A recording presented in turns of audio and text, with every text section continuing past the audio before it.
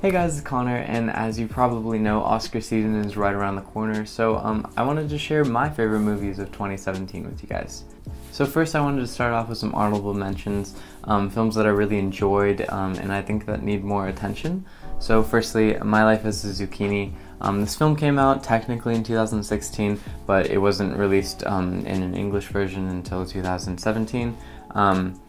And I just really enjoyed it. It's a little French film that has so much emotion and so much heart. It's animated and it's done very, very well, so definitely go check that out.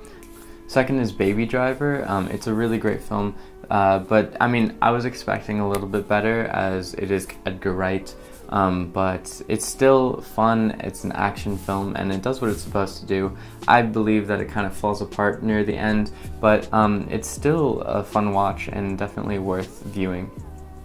Next is Lady Bird and Phantom Thread, both films that are nominated for Best Picture. I think they're pretty good. I think the acting is very good, and they definitely are films that you should watch.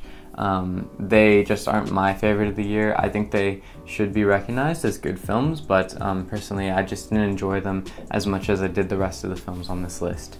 And lastly, I wanted to give some attention to Lucky. It's a little film with Harry Dean Stanton.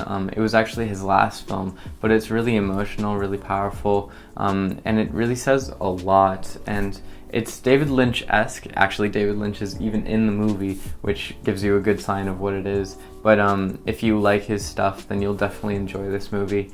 And yeah, those are my honorable mentions. Definitely, you guys should check those out. But yeah, for the rest of the list. Number 10 is Blade Runner 2049. This is an amazing looking film with the color, the cinematography, and the visual effects just making it so beautiful. It's the sequel to the original that was released in the 80s, and I think it does a great job of paying homage to the first one. The acting is great too, and I really love the music. It perfectly captures what the first one encompassed, and I think it's definitely worth a watch, if not just to look at it.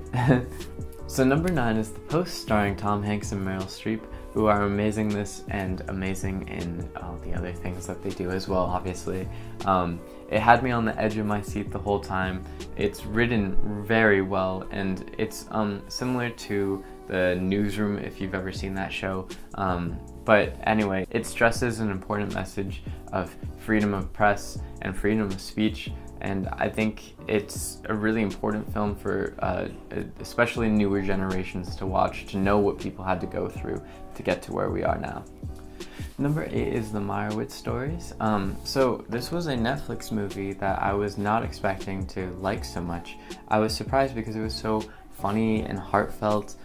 The writing was really what got me. It's so well done and so human, and it's really funny too.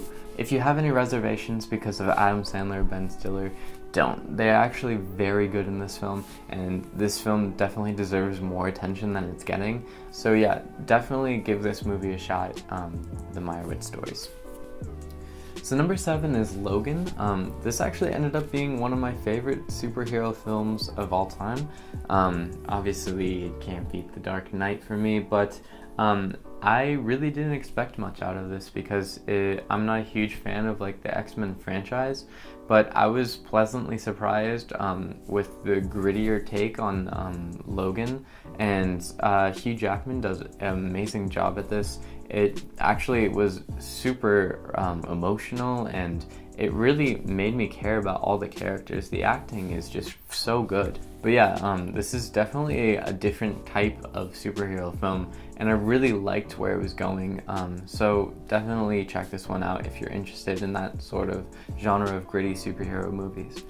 So number 6 is Good Time. It was produced by A24, who I'm really liking a lot.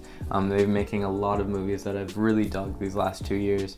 But it also has Robert Pattinson in it, who I've really only known from like Twilight, but he was actually very good. It actually made me think that he was a way better actor than I originally thought. But yeah, this movie is super emotional and super fast paced, and it goes places that you'll never expect, and like it's just so interesting and so good. It almost made me cry at the end, actually, because it's just like you care about these characters so much. No matter, even if they're doing wrong, you still care about them, even if they're a bad person. But yeah, this movie is just a good time. So number 5 is The Shape of Water. This is a lovely little film by Guillermo del Toro, and it's so imaginative and so heartfelt.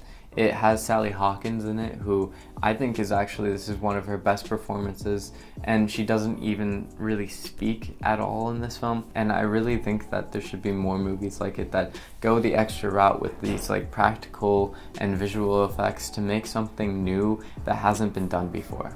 So number 4 is Get Out. This is the directorial debut of Jordan Peele, known from the comedy duo Key and Peele. This has an amazing combination of horror, humor, and a really great message. And I think that the way he takes the story and the performances just does such a good job. It keeps you on the edge of your seat the whole time, and you just don't know what's going to happen next. It's a really great film, and you should check it out. So number 3 is Wind River.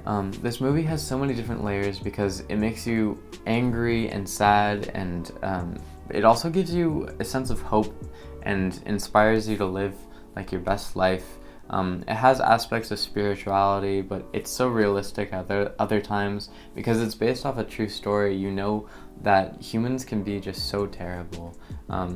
But the performances from Jeremy Renner, Elizabeth Olsen, and John Barenthal really carry it and make it just such a really good movie. It's just very powerful and makes you think for so long. So number 2 is Call Me By Your Name.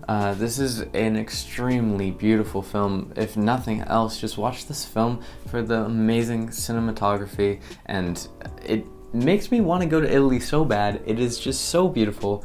Anyway, this movie has an amazing love story that's so unique, despite not having a lot of homosexual stories out there.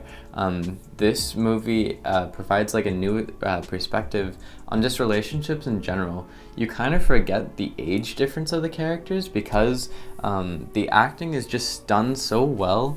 And the movie's just so like light and happy at sometimes, and then it just like carries you away. It gets you so involved in the movie. One thing I have to say though that I didn't like at all is there was one scene where they inverted the frame, and it's just, why did you do that?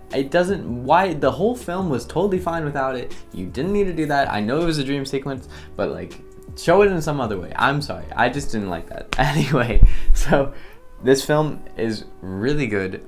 It's sad, but it leaves you kind of hopeful in the end. I don't know, I left the theater feeling happy, even if some things didn't go the way that the characters wanted them to. It's a very good film, and it's definitely a must-watch. So number 1 is 3 Billboards Outside Ebbing, Missouri. And this is my favorite film for so many different reasons.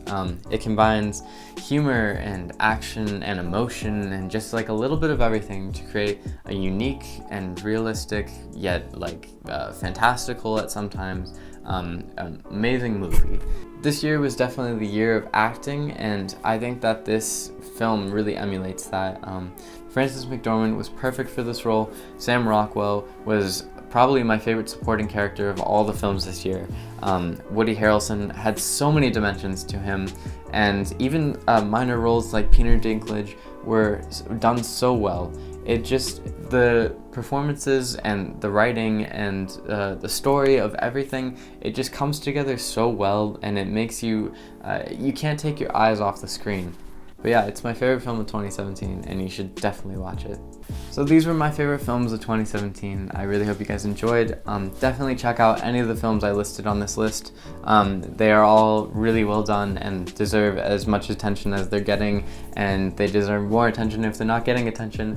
But anyway, I really hope you guys enjoy. Leave me a comment or let me know what your favorite films of 2017 are, or just favorite films in general. I always am looking to watch more movies, but anyway, thank you guys so much for watching, and I'll see you guys next time.